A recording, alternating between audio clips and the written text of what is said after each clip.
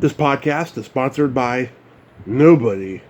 Hey everybody, this is Kathy Podwell, Judy from Night of the Demons, and you are listening to Tommy Throwback Kovac on Splat from the Past. He tells great jokes. He's a great guy. Hey dudes, welcome to Splat from the Past, the only 80s themed horror sci-fi show where things could get totally radical.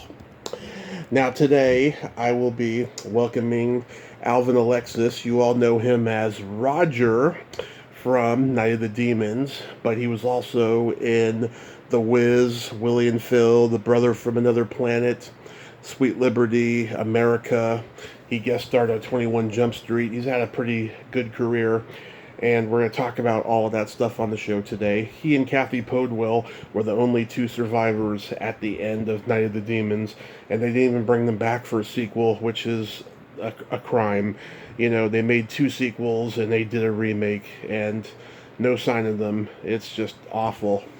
And it's going to be a great talk today, or tonight, I should say. And, you know, I hope you all had an amazing Thanksgiving. I certainly did. I ate until my belly button went from an innie to an outie. You know, the last few years that I've been recovering from my accident, you know, it's been a horror show above my navel. But that's a whole nother story. So, yeah, here is my interview with Alvin Alexis. Hello there, Tommy. Hey, Alvin, welcome to the show, sir. How are you tonight? I'm doing well, thank you. Doing good. How was your Thanksgiving? Oh, it was awesome, man. It was You know, nothing like being able to spend some time with family. Oh. And you know, good tide and good cheer. It was good. It was a good time, you know? Yeah. So, all was well. How about you? I've never known an exciting Thanksgiving, but yeah, it's good to be with family and eat a lot. You know, it's one of my favorite holidays, so yeah, I can't complain there. Oh, right. That's good, man. That's important. Yes. So this is such a great honor. Thank you for taking the time tonight. Yeah, my pleasure, man. So, going back in time, did you gravitate toward acting early on in your childhood? No. No, not at all. Actually, I was probably the shyest kid in my class. Yeah. And if you had said to me one day you'd be an actor, I would have looked at you like you're crazy. I was the one that wanted to be in the back of the class, not to be noticed, and just to be able to just, you know, I remember being in a play in the 5th grade, and I forgot my lines. I had one line, I forgot it. You know? And I stopped the show. I really just stopped the show. And I was like, oh, it's my turn? you know, so where did this all come from? I think out of a need to get out of that shy shell. Mm-hmm. If you probably talk to a lot of actors, they'll probably tell you, yeah, I was very shy as a kid. And there was a need to be able to express oneself in a way that allowed them to escape that shell that they are in. And I think that was a wonderful way of doing that. Just finding a medium that gave me the reason to express myself. Yeah. Were you on another career path before you fell into acting? Actually, no. It's just kind of interesting because a friend of the family, Mm-hmm. a man that just passed away recently, a wonderful actor that you probably did not hear of because he never had the major roles in movies. On stage, yes. But in movies, it tends to be smaller parts, even though he did a lot of the Law and Orders. Mm-hmm. He always had the supporting roles. His name was Arthur French. And Okay.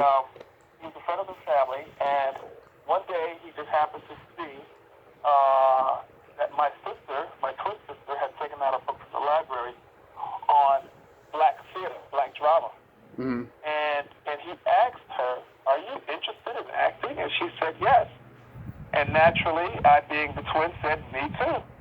And so he pointed out to us that he could introduce us to his acting teacher, a man by the name of Maxwell Gladwell. And so we said, okay, and we went and studied with his acting teacher.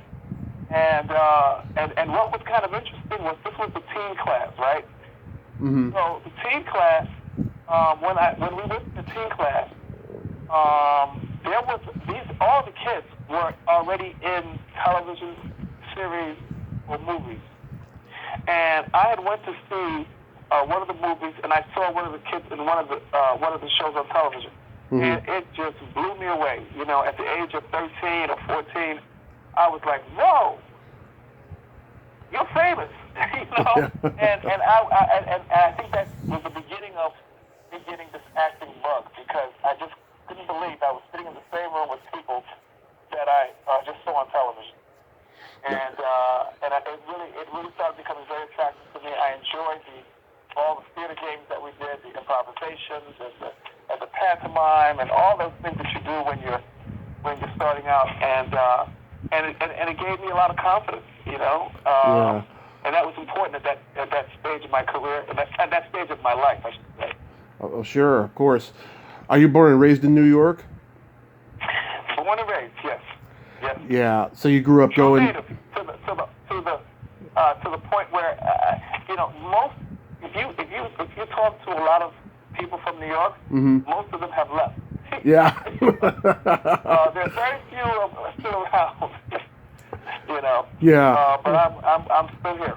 Yeah, I've talked to a number of those. I've talked to a number of people who were born there and then left and then went back after Hollywood fucked them over. Well, you know, it's understandable because, you know, New York is a real urban city in the truest sense of the word. Yeah. And it's a city of people that are striving to do better, to make it. And a lot of actors who have been to LA have had much success in theater in New York, and I think that people, they want to return. If they come back, they're looking to return to their roots, to what made them enjoy the process.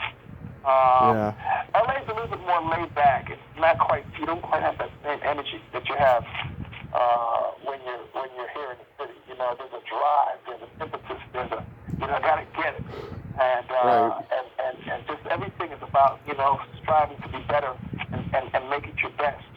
LA, you just can get kind of caught up in that, you know, easygoing, relaxed kind of like, you know, mentality, and that hustle that you got, that real strong, like, vibrant hustle, you know, like, you can lose that edge. That's what I'm trying to say. You can just kind of lose that, I think, a bit. Yeah. LA. Oh, absolutely. So you grew up going to Broadway shows and seeing movies in the old theaters over there? Yeah. I actually, my very first Broadway show that I ever saw was a play called The River Niger. And Arthur French, you know, had tickets for us to see that show. And it was like, wow, this is Broadway that I heard so much about. And that was the beginning, and I just, you know, fell in love with it. I fell in love with the craft of acting. I fell in love with watching performers on stage.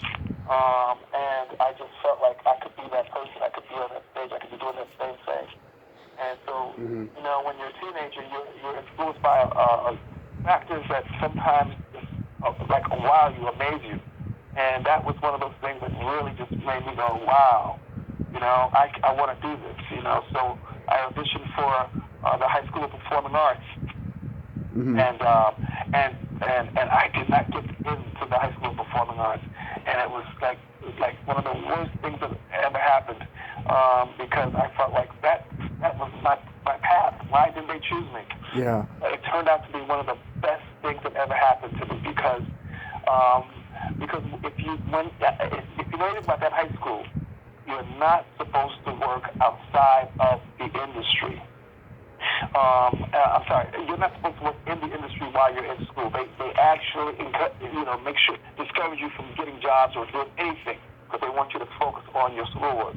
Right. Well, I went to a school where that was not the case, and I was auditioning for off Broadway, I mean, you name it. I was auditioning like for commercials for TV, and I was booking jobs when I was, 15, 14, 15, 16 years old. Got my union cards when I was 16 years old. My SAG card, my equity card, the state union. Yeah. So it was like, it was like I was like a rocket, man. I just like took off, and and then when I graduated from high school, I went to college, and I was like, whoa, how am I going to manage two careers? I mean, college is like a career in itself because you got to study, you got to put your head into studying the craft. But I was already doing it, and I had to make a choice, and the choice was that I was going to continue maintaining my career and also to continue pursuing it. And that was my university. That was where I really learned the craft from the actual doing it. Who were some of the other teen actors in New York at that time that you would see? Larry B. Scott. Oh, Larry B. Scott was there? Lawrence Fishburne. Lawrence Fishburne? Mm-hmm. Nice. Who else was on the scene? Irene Cara. Irene Cara? Mm-hmm. Wow. Yeah. I was auditioning with her, for commercials. She probably doesn't remember me, but I remember her very well. And who else was out there on the scene? Yeah, those are some of the names that come right away. There were others. There were definitely others. But those are the kind of names that, you might more or less recognize in those days. And, hey, it was about, we were all out there, competing, giving it our all, giving it our best. Yeah. It was an amazing time. Everybody knew each other. Man. Yeah, there was no internet. Everybody knew each other. It was competitive, but it was friendly competitive. Everyone got along, and if anyone was jealous, they kept it to themselves. Well, that's the interesting thing. I mean, I remember there was a movie that I had auditioned for, and Larry B. Scott got the job. And I was like, oh man, I was like, I wish I could have gotten that. I was happy for him, but I was kind of sad at the same time that I didn't get it. I mean, we understood. If it's meant for you, it's yours. I think I kind of got to that place a little later on. Maybe not at that time, but I got to that place a little later on. And what was meant for me was mine. So it didn't matter what you did or you didn't do. You went in there and you gave it your 100%, and I learned that was important. That you felt that you did the best job that you could do. Right. And if it was yours, it would be yours. If it wasn't, it just wasn't meant to be. It's a good way to look at it. So, did you book any of those commercials that you went out for? Oh yeah. I was the Dr. Pepper. I'm a Pepper. He's a Pepper. We're a Pepper. She's a Pepper. We're all the Pepper people too. Dr. Pepper. Big Dr. Pepper. Right? Yeah. I did the Dr. Pepper commercial. I did the Tom McCann shoes. Burger King. National Health Council public service spot. Can you see me as nuclear medicine technologist? Yeah, sure. We can see you at any one of these more than 200 health career jobs. Oh man, Fiat commercial. Yeah, I was. Back in those days, I was kicking butt, man. Taking no prisoners. Wow. Yeah. Commercials. I think I booked a commercial like literally every year. Yeah. Like 2 commercials a year. And these were like what they call your national network type spots. Yeah, they paid really well back then, I heard. Oh yeah. And, the thing about it was,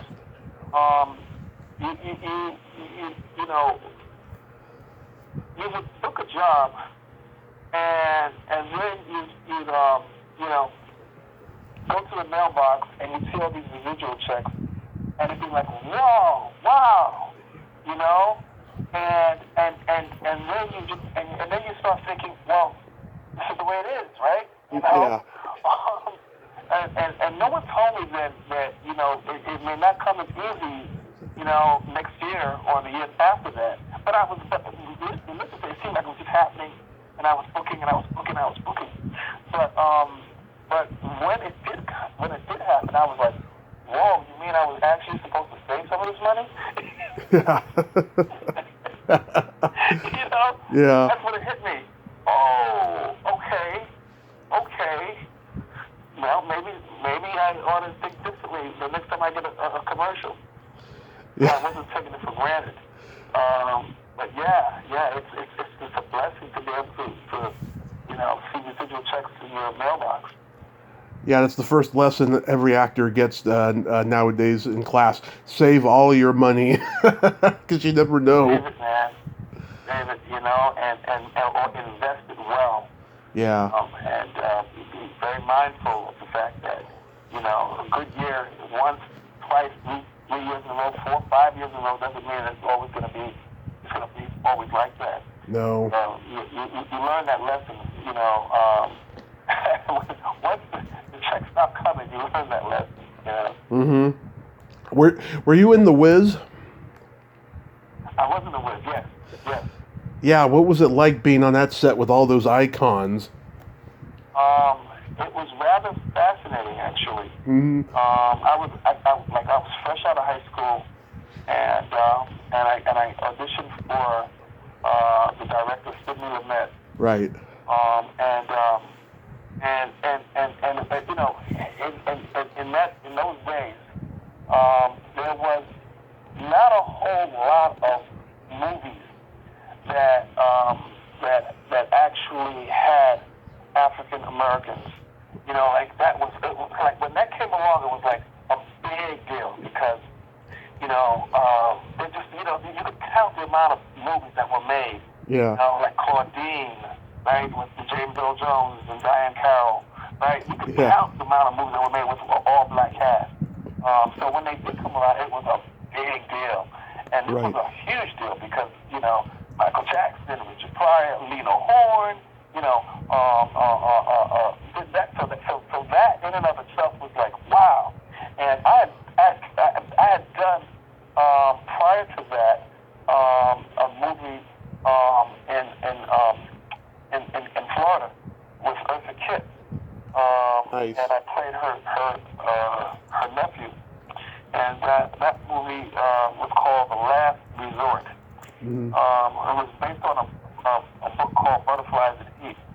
And it featured one of the top models of that time, Matt, I think his name was Matt Collins, I want to say. Uh-huh. But the movie came out in one movie theater in Texas, and that was it.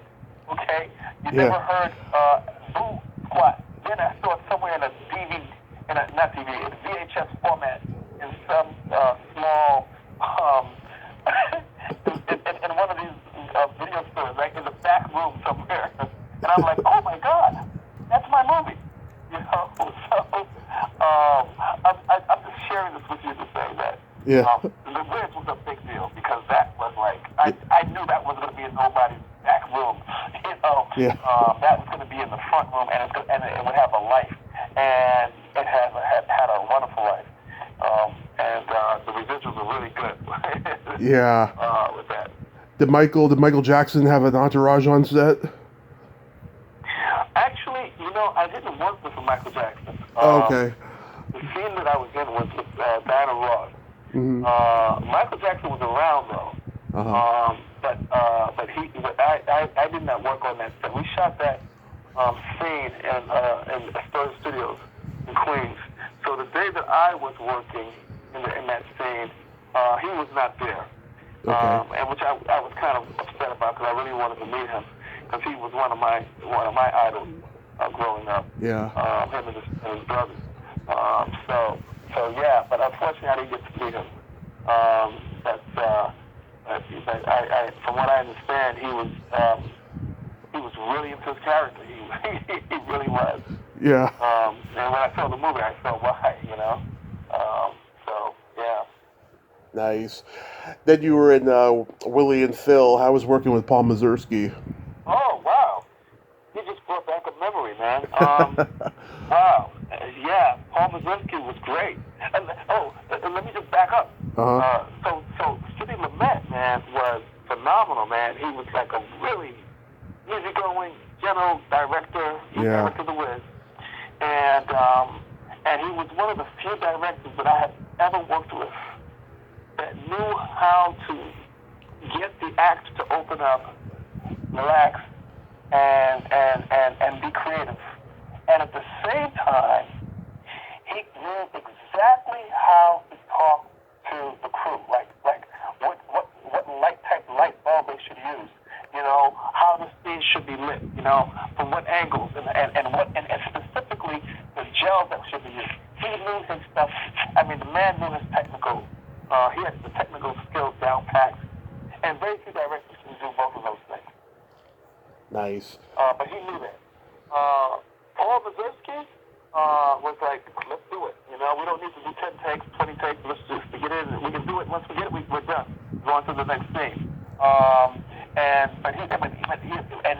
yet he was a really cool guy to work with. In that movie, I had a scene. It was Lawrence Fishburne, and it was great. I mean, we filmed that in like a couple of days, I think.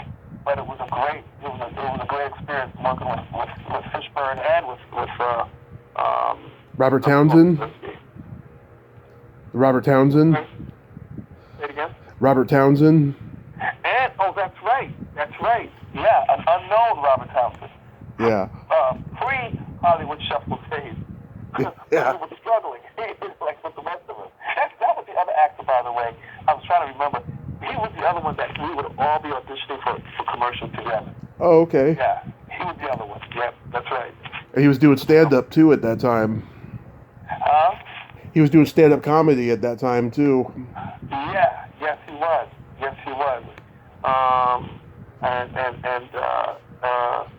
He must have been doing. I never went to see his stand-up, but he obviously it worked out very well for him, because he had quite a good career going on for quite some time. Oh yeah, he was funny in the stand-up. He used to go up on stage with a fedora hat, and he'd be talking in an English accent, and people who had never seen him before had them fooled that he was really an Englishman, and then he would just talk in his real voice and say, fuck or something like that. That was really, really funny. Yeah, I've heard him do that his British accent. Yeah. Yeah. But I mean, I really I thought that when he made the Hollywood Shuffle, I thought that was like, such a testament to what we as actors go through. I said that was truly a remarkable feat to be able to pull that off. And it was right. It was at the right time too, because so much of how we are seen, and the way in which that whole scene went down, where the black actor has the white casting director is telling the black actor how to be more down. I can't tell you how many times I've been in a room where casting director is directing me about how to be more street. Yeah. So I was like, okay, and so it was so true to life. It was funny. It was really funny. Yeah. I thought it was right on time, man. Yeah. Right on time. Mm-hmm. I'm a huge fan of The Brother from Another Planet. I think it's an amazing movie from John Sayles. Was that just a standard audition for you? A standard audition. I'm trying to remember the audition. I don't remember exactly, how the whole thing went down. But I do remember that, I just remember that, I auditioned for him. And at that time, John Sayles wasn't like this big time director. That was his first directorial debut, if I remember. And he was actually, I think, if I'm not mistaken, he was a screenwriter. Yeah. And he had a few projects that he had did before that. So this was a very important thing. I was more excited about working with Joe Morton. Oh, yeah. Because I really didn't know John Sayles very well.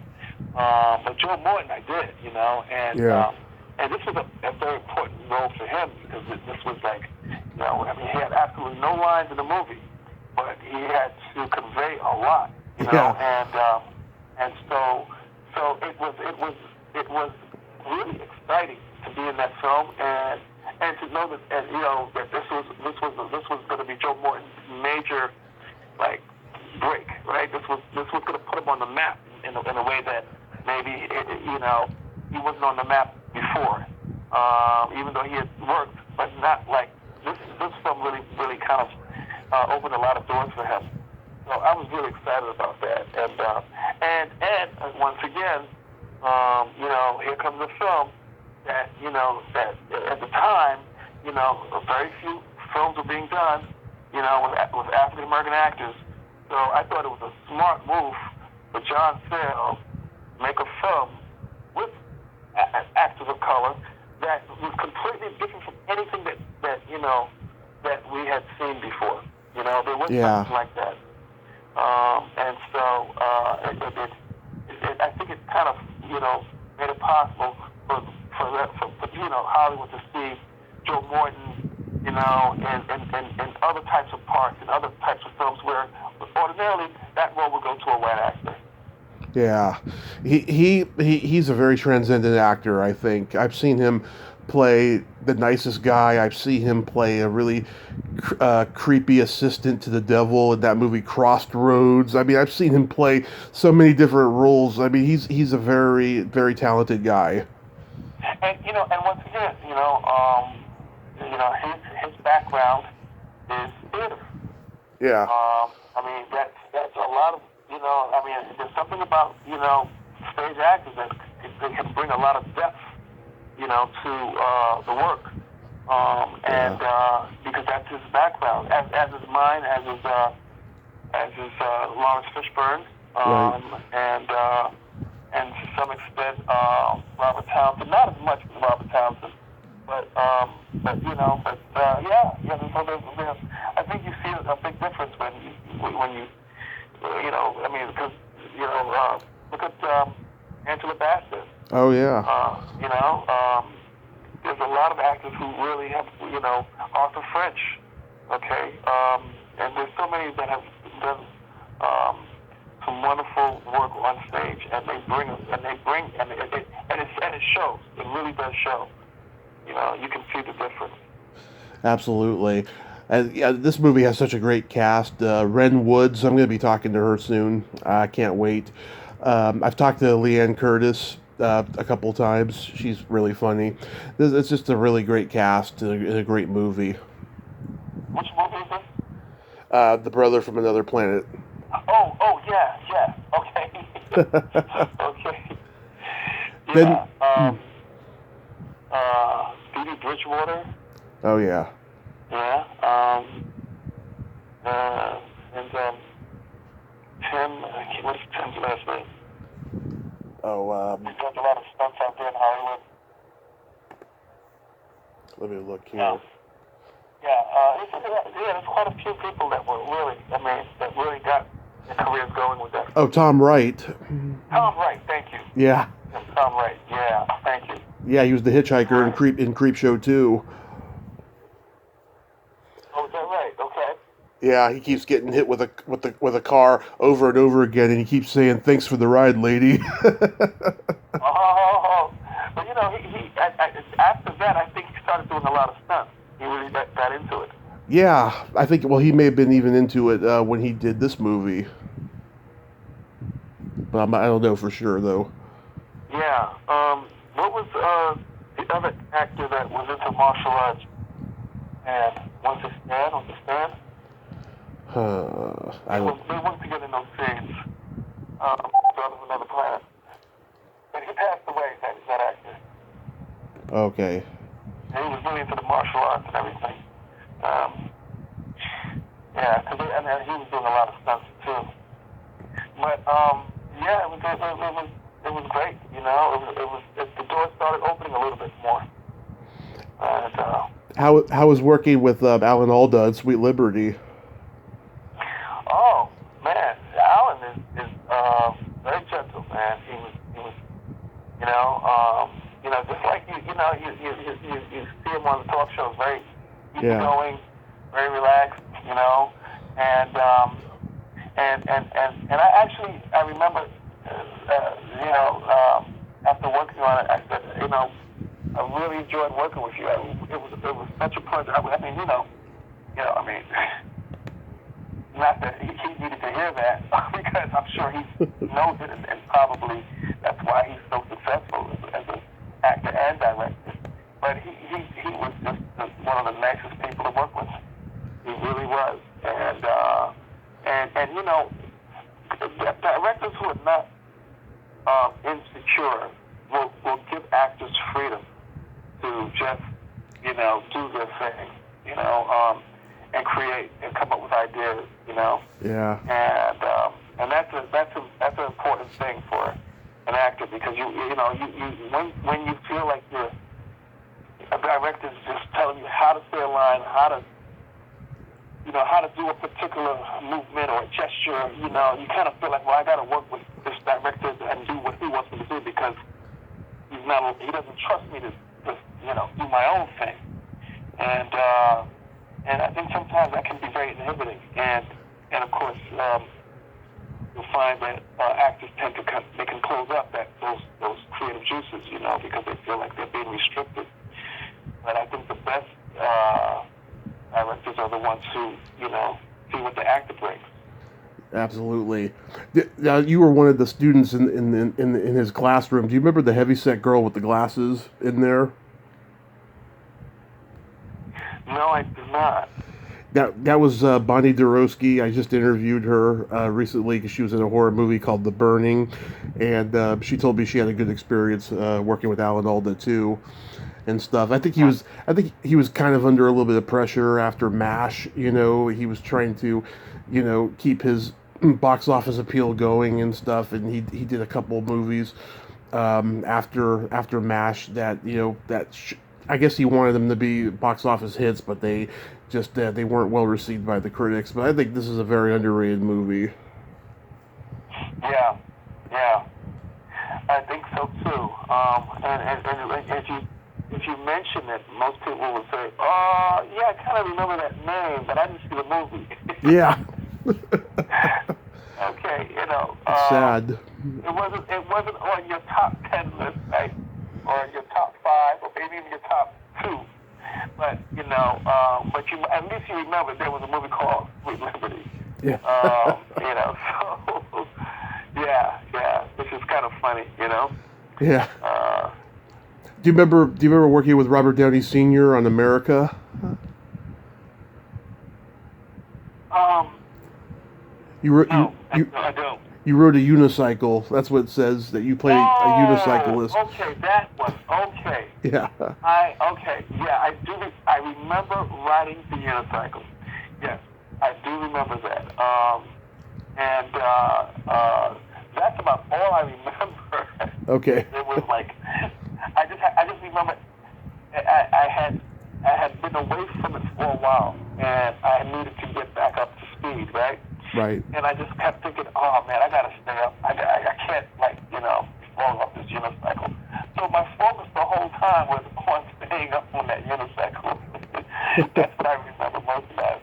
Unfortunately, I don't remember too much about who was in it.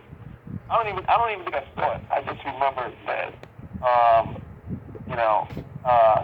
I better impress them with this unicycle. I may never be hired to be a unicyclist ever again. And I think that was my last unicycle job. Not because I did a lousy job, but because I think there wasn't a whole lot of work for unicyclists in those days. Yeah. And kind of interesting, actually, I'll tell you the story. I grew up with these guys, and there was the King Charles troupe with the Ringling Brothers, Bottom Bailey Circus. Oh yeah. They went all over the world with the circus, and they were called the King Charles troupe. They came right out of the Bronx, the South Bronx, where I was raised. Right. And they were the ones who encouraged me to get a unicycle so that I could start training and maybe join their troupe, Right. And so I learned how to ride a unicycle from the King Charles Troop. I never joined the troop, but I certainly admired them, man, and for their skills and what they were able to do. And just recently, I went to a street naming ceremony where they honored them where, they lived in the Bronx, the South Bronx. Right. So that was really cool. Nice. You guest starred on 21 Jump Street. How was that? Okay. That was really interesting. I actually got that job because I had went to California during pilot's season with basically $200 in my pocket. That was my first time being there. Mm-hmm. A friend had said, you should check this out. Check out pilot season. We should go, and see what it's all about. So I said, okay. I didn't think much of it. I went thinking I had an agent, and as it turns out, I did not have an agent, and I had to go scouting for an agent when I got there. I got an agent, and then at the end of February, because I got out there in January, I was getting callbacks, but I wasn't booking any jobs, and I didn't have enough money to stay any longer. And as I was leaving to go back home on the last day of February, 1987, and my flight was leaving at 1 o'clock from LAX, I got a call from my agent at 10 in the morning saying, I got a job for you. I got a job for you. Not a job. I got an audition for you at 1 o'clock. And I'm like, oh, God, no. I was not going to tell the agent that I wasn't. I was just planning on going back to New York and then telling them I had an emergency. Sorry, I couldn't. I got to go home and I'll be back. But I didn't have any intention of coming back. Right. But and when he called and told me I had that audition, I was like, well, I'll just let him know I had an emergency because I can't miss my flight. I don't have enough money to pay rent for the next month, Mm-hmm. and I don't even have enough money to keep renting this rental car. I was already in debt and I was going deeper. So the agent said to me that if you get the job, you'll know today. Why? Because the actor that had auditioned for that role just got another job where they had to cut all his hair off his head. And when the producers of this film saw that, they decided they didn't want to go with that look, and so you'll know if you get it by the end of the day. So I was on my way to LAX, and then I started thinking about what the agent said, and then something said, go to the audition. Now, mind you, I didn't have any money at all to book another flight. I knew I would be screwed if I didn't get this job. Yeah. But I went to that audition, and I got that job. That was the horror film Night of the Demons. Yes. So I preface that to say, Night of the Demons, getting that job is what led to some of the other jobs I did in LA, and that was the next job, the 21 Jump Street. So what's the moral of that story? Follow your that inner voice. Yeah. I know what it's like to lose an apartment, so I commend you for, sticking through and getting that job. That's amazing. That's very inspiring, I have to say. Yeah, and of course, had I went to LAX, and I had every reason to go back home because, I'm just going deeper and deeper in the hole. And I realized that the key was, as an actor, sometimes when all seems lost, you just feel like it's not going anywhere, but you're getting some good feedback. But, you realize that, if you keep on going like this, you're going to be on the street, Yeah. So it's like you throw everything in the wind and you just say, well, it's a do or die situation. Right. So, you're putting yourself further and further, deeper and deeper. But I'm so happy that I went to California, was on the urging of a friend, and two, that I made that choice, to go to that audition. Right. What was Johnny Depp like to work with? Was he a good guy? Yeah. At that time, 21 Jump Street was a huge deal. And for your younger audience who may not be aware, that before there was the movie, there was, of course, the series, which is, of course, why they made a movie, because it was a very popular series. And, of course, Johnny Depp, that's kind of like what made his career jump off. He was somewhat reserved. Mm-hmm. It's not like we became close buddies on set or anything. Yeah. Maybe it's because of the relationship that we had on screen, in the role. And I was about trying to make sure my focus was on what I had to do. Now, something interesting kind of happened in that on the set, on the filming. Mm-hmm. I had an injury to my lower back. Mm-hmm. And we were in the middle of shooting, and I had this thing where I had to run and make a fast turn, and I think I threw out my back in that scene, and so the director, they were on the producers and the cast, they were on the phone recasting, like they were ready to, throw in the towel on me and just completely, find somebody else and redo the scenes, and they were all. But I knew that if I saw a really good acupuncturist and chiropractor, I'd be okay. Yeah. And I did, and it worked out really well, Yeah. But that taught me a valuable lesson that Hollywood will think nothing to replace you. Yeah. It's like, later for you, we gotta, the show must go on, Yeah. So they were already having auditions and, because, they're on a schedule, right? And I can understand too, and they weren't sure whether or not I could actually, fulfill my obligations. But as it turned out, man, I had the help of, a very supportive cast. Hal Havens, who was in Magazine, helped me out a great deal, and it made a big difference, And I came back, man. I was like ready, okay, let's do this, Yeah. But it was for a while there. It was a little bit scary, because I knew I had to do a lot of running and I had to get up to speed in a very short amount of time. But that acupuncturist and the chiropractor made all the difference. And Hal Havens was in that episode too. Yes, he was. Yep. Yeah, that's a funny coincidence. Yeah. So with Night of the Demons, are you amazed at the impact that this movie has had on horror fans over the years? When we filmed it, it was fun. It was a good experience working with the cast. Mm-hmm.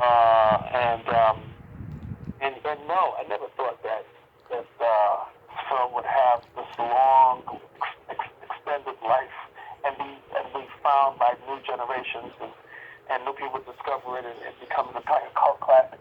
Never in a million years. I just thought, we were making a film that was pretty decent, and sometimes you can actually make a film and you like the way it reads on paper, but then when you actually see it, you go, oh my God, this is horrible. Yeah. But this was not the case. And I really was impressed with the talent and the direction. So, it was a time when they were making films where they were actually, there was a lot of creativity that went into making this film. And those things, it wasn't what they have today, but it was about, what are we trying to convey here? What are we trying to do here? How can we do it? How can we make it work? And the thing that people always come to me and talk about is, how did they do that? scene where she stuck that thing in her breast. How did they? and you know, but there was a lot of incredible talent. You know, so did I think it was going to be what it was? No, I had no idea.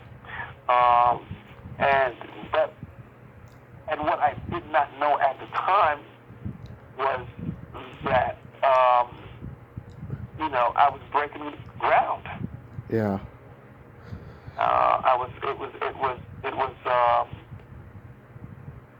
You know, there were very few actors of color that lived beyond 5 and 15 minutes or the first, you know, half hour of a horror film. So I think I really was, you know, I mean, I think the director really, you know, saw an opportunity to do something a little different. Yeah. And that was great, you know. And not only that, but not only was the film breaking ground in that regard, it also made this character the hero. Absolutely. Yeah, I mean, you were part of that. You became part of that tradition with, like, you know, Dwayne Jones and Night of the Living Dead, and Ken Sagoes. I mean, he survived Nightmare 3, but then he died in the first 15 minutes of 4. But still, he's part of that tradition too. I mean, Right. yeah. I mean, it's pretty incredible. I'm glad you mentioned those too, because that was sort of like the beginning of it. You know. If there was a Night of the Demons 2, with Yeah. the original cast, right? Yeah. I should say, because there was a Night of the Demons 2 and a 3, but you know, they went in a different direction. But if it was the original cast, I don't know. That would be kind of interesting to see what my character have lived. I kind of think he would have, actually. And I think that, you know, that there's something to be said for that. But the fact that it was only one time that I did that, and I did not die, that's the first. Because even in the Night of the Living Dead, Dwayne Jones is killed off at the end, right? Right. Ken Sago in the sequel is killed off. Yeah. But my character lives. So, you know, I gotta just, you know, say that there's something that I enjoyed about that. And you know, sometimes good does triumph over evil if you want to, you know, look at it that way. Did you ever look into why Roger didn't come back in the sequels? No, I did not. And I didn't see the sequels because I was, you know, a bit perturbed. I thought, you know, when you have something that works, and then you turn around and you do a sequel that doesn't quite take off the way the original did, and then you do it again, and if that doesn't, shouldn't that tell you something? Yeah. Okay, so I mean, you know, I'm just gonna say, you know, listen, it's their money. Yeah. Do whatever they want. Hey, what am I? You know, who am I? But it's unfortunate. You know, it really is. It really is unfortunate that they didn't see, you know, that was think that, you know, there could be a future. So that's their choice, and they have to live with that. Yeah, I mean, you know, I grew up loving the original, but I honestly thought it was going to fade into obscurity, and I kind of miss thinking that I was the only one who loved the movie because I've seen the fandom just blow up crazily. You know, I mean, they worship Angela as much as they worship Freddy and Jason, which I think is pretty cool. You know. Mm-hmm. Yes. Yes. Yeah. Absolutely. And I think that's I love that. You know that that she became this iconic figure, you know, this horror figure, you know, and there's some great, I mean,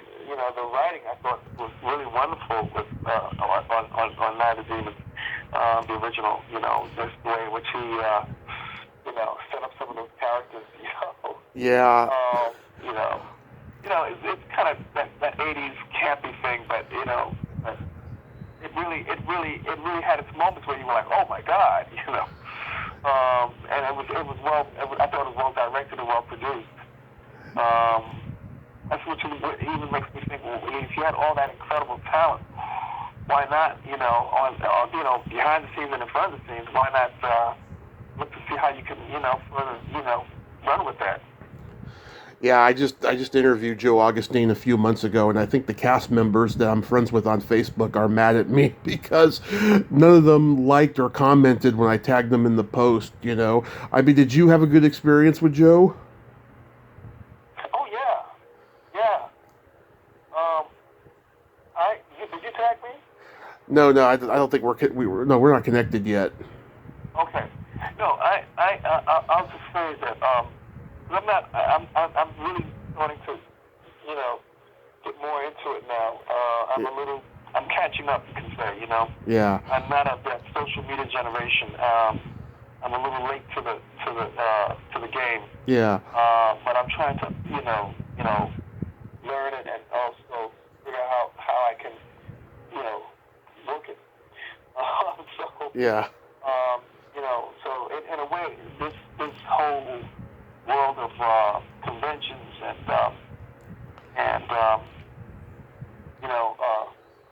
talking to people and through the various mediums, Instagram and so on, and tagging, all the stuff is like, okay, you gotta start, making it, so that you can connect more, and that's what I'm trying to do more of. I'm a little late. Yeah. But I'm catching there. I'm going to be there. Yeah, no, it's just though that he cannot enjoy the cult success of the franchise because it didn't live up to his vision. It's really sad. And I mean, he seemed like a nice enough guy when I talked to him and stuff, but I could tell he was in pain. Talking about the stuff. Yeah. So you're talking about the did you write 2 and 3? He wrote 2, but he didn't want to do 3. He said, I don't want any part of it. I'm done with the franchise. And then I think he was asked to do the remake in 2009, but something business related happened that he didn't want to talk about. So yeah, he's pretty upset about the success of the movies. It was sad. Yeah. Well, it potentially could have been a career change for him, and I don't think that it jumped off like the way he wanted his career to jump, I guess, in that regard. I don't know how much work he got as a result of these films, and that's unfortunate, and I don't know what went on behind the scenes. I wasn't privy to all that. I wasn't, the inside of that. Yeah. So it's unfortunate because I think he's a very talented writer, extremely talented writer. Yeah, I mean, it was a great script, a great idea for a movie, and it was coming out during a trend of movies like that, like the one Linnea did previously, Return of the Living Dead, had a premise like that, a bunch of teenagers in a situation that goes supernatural, and then the zombies come or whatever. Yeah.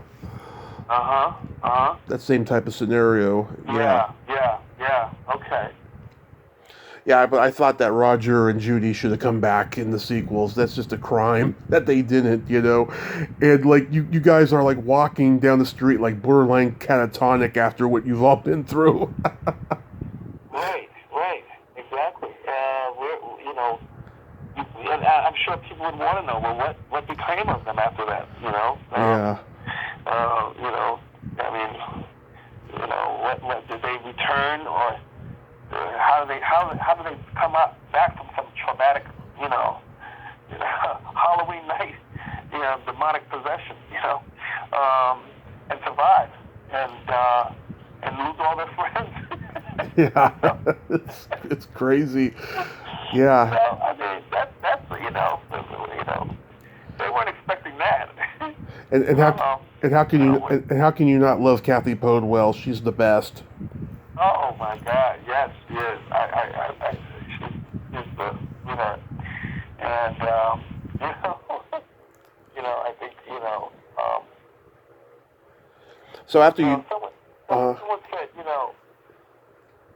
uh, he said, you guys are really the stars of that movie, yeah, and I don't see how that movie would work without Roger and Judy, yeah, because everyone's riding on them, and when the audience is really like connected to that whole, oh my God, and they're like screaming for them to, get out of there and listen to Roger, that tells you, they captured the essence of, the thrill, the ride, yeah, the roller coaster, you're going up, and you're going to come down. Oh, look out, yeah, And, you come down, and it's like, whoa, So they're on the ride with us the whole time, and yeah. you're not just like, get some more popcorn, this cheesy movie. You're really into it. Was it in the script that you wore a pirate costume? Yes. Did they? Yeah, that was my, yeah. Uh-huh. Did they let you pick out the style you wanted? I don't recall that I was, because we could see, the movie was on a very low budget. Right. It was an affirmative action budget, if I remember correctly. I didn't even know SAG had an affirmative action budget. Yeah. But I do remember that it was a low budget, and because they had an Asian, because they had an African American, because they had, several females, it qualifies for this budget, right? Right. The money that they spent really went into the special effects, and they didn't have a lot of time to it. They had a small window, like maybe 5 weeks or something like that. I'm thinking, maybe between something like that. So they put a lot of energy and time into that. So when I came into it, they had a costume department, and I think they may have given me some things to look at, my character, some different, but pretty much it was like, okay, let's try this on. You tell us what you think, and so as I was putting, they were putting different things on me. They were looking and they were asking me how I felt, and I was like, yeah, I like that. But pretty much they had selected most of the. We didn't really have the time like you have on big budgets. Yeah. Excuse me, Mr. Alexis, how do you see this guy? Let's try to kind of put it together the way you see him, and we're going to give you some outfits. You tell us what you think. It wasn't that type of, time. There was really a time constraint, and they spent a lot of time with the demonic possession makeup. That was hours and hours and hours, Yeah. So that's where the time went, because, you have to get into that you watch them get into that makeup, and it was like, whoa. Okay, I didn't have to go through that. Kathy didn't have to go through that, but everyone else did, and that was what they were both concerned about. Was, can we shoot it now? You guys will be ready? Yeah, in about another 3 hours we'll be finished with this. Yeah, but thank God, they didn't take a shortcut on that. Because those things are important. So after that movie, you continued working, but then did it get to a point where you just decided to quit the whole acting world and just get out of LA? No, I never quit the acting world. I actually, I remember when I went out there one time, and I was out there for almost like 9 months. That was probably, and I was like, doing a couple auditions here, a couple auditions there, and then I think I booked like a pilot, and a TV series. I think the pilot was called Puchinsky, and the TV series was The New Adam 12. And I was like, you know what? It's not like, and I didn't have, real good representation at that point. And I just figured, let me go back to New York. And the minute I got back to New York, I got a job. Mm-hmm. I did I got an off-Broadway show, which actually ended up becoming a big, huge tour. It was with the Negro Ensemble Company, Mm-hmm. and we did Charles Fuller, the We plays. Charles Fuller wrote a play called Zoo Man and the Stein, which I was in, and then he wrote Soldiers play, Mm-hmm. which became Soldier's Story, which stars Denzel Washington. It's a great movie. Yeah, a whole bunch of great actors. And then he wrote these replays about the Reconstruction era right after the Civil War. And so I had done it originally at the NEC, and then we went to on tour, a university tour. And so I did that, and then I was getting like some industrials, and just things started happening, and then I got married, had a child, and it just kind of like, I never got back to LA. So How long have you been back in New York for? Since I left, I left in like I think I was in LA like in '95 or something like that. Oh, okay. And I, things started progressing here, and I just started, running with the ball here. So I just kind of never got back to it. And but I still continued to work here. I mean, I think Mixing Near, I did a film called Mixing Near. Mm-hmm. Some other things that were independent. I still, I didn't stop. I never actually let it go. I was doing other things, maybe, alongside my work as an actor, but I never stopped working in the theater, or stopped doing commercials, I mean, I've been very fortunate that I just had the mindset that this is what I wanted to do, and I'm going to find a way to keep on doing it, Right. Is there anything you have upcoming that you want to mention? No. I'm actually right now focused on pursuing the social media thing, and I'm still doing the conventions. I'll be doing more of those. But I want to get. Right now, I'm working on getting a representation. A strong agent. Mm-hmm. But in order to do that today, you have to have the audition tape. Right. They want to see. It's a little different, the whole process. But Zoom auditions. But that's what I'm working on. Right. And do you have any upcoming convention appearances? I am going to be doing one in Waynesboro, PA, Mm-hmm. in March. That's the next one that's coming up. That's the only other one I have coming up for the new year. And I got an agent that's keeping me pretty busy. He's been keeping me pretty busy with that. So we'll see. It's fun right now. Yeah. I'm enjoying meeting the fans and everything. What's the craziest thing a fan has ever asked you to sign?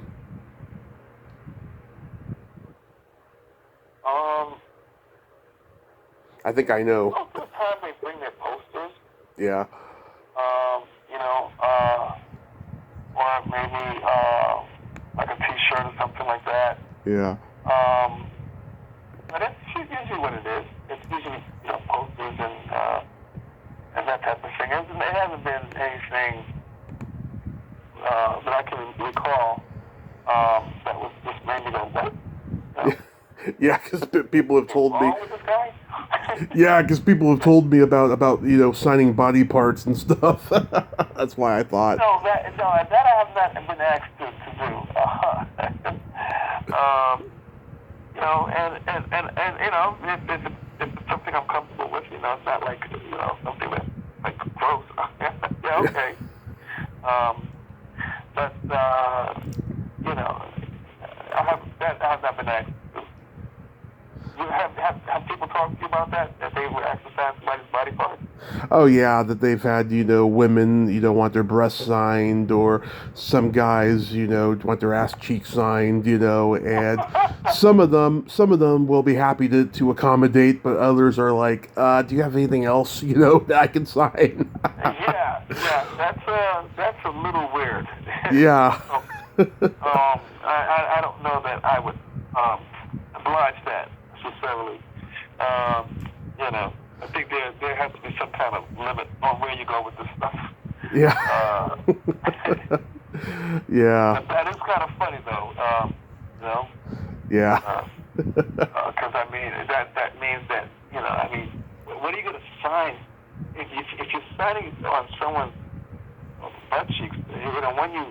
Once you take a shower, it's gone. Yeah. Right? I mean, the logic of that is kind of strange. I just think they want an excuse for the person that they have a crush on to see their body parts. That's what I think the incentive is. Okay. That's what I'm guessing. Okay. Well then I think they find a different way to express that. Yeah. Yeah, I mean, me personally, I do the poster thing. I bring a DVD sometimes. I get an 8x10 sometimes. That's what I do. I'm not into having my body parts signed. Yeah, I can't even see that. Yeah. That never even entered into the realm of thinking of someone asking that question. That would really throw me off. Yeah. I don't think I could see myself doing that.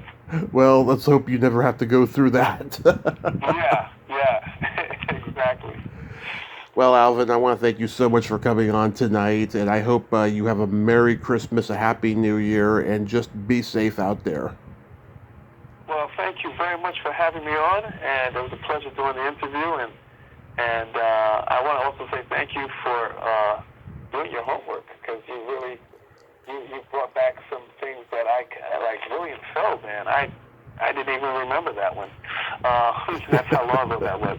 But thank you for looking at that and asking those questions. I really appreciate it. Oh, my pleasure, and thank you for remembering, because sometimes I'll get people like, "Oh God, I don't remember that," and I'm like, "Oh God, that's one of my favorite things you've done." So I'm glad you remembered. Yeah. Well, I so appreciate it. My pleasure. Well, you have a great night. Thank you. And you too. Okay. Bye-bye. All right. So long. Well, there you have it. Alvin Alexis. Ain't he a cool dude? Oh, what a nice, humble guy, huh? And I'm glad he's still out there working. And I hope his work, in film and television gets seen more, and I hope I get to meet him at a convention someday. Great guy. Well, until next time, this is Tommy Throwback Kovac saying there's no shame in living in the past, because the present sucks. Later, dudes.